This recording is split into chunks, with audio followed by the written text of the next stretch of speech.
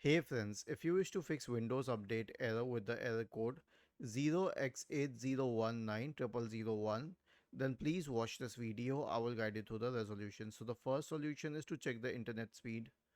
Go to fast.com and hit enter and check the internet speed here. Is it good enough? If yes, then proceed to the next one, which is to run the Windows Update troubleshooter. Right click on the start button and select settings from the menu.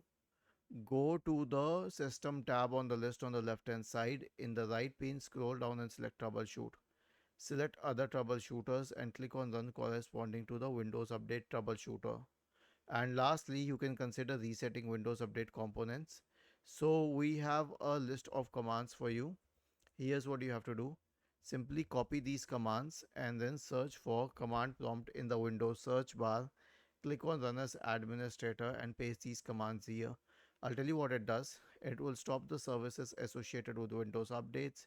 It will delete the Windows Update profile. It will delete the contents of the software distribution and catroot 2 folders. It will re-register the DLLs. It will reset WinSock.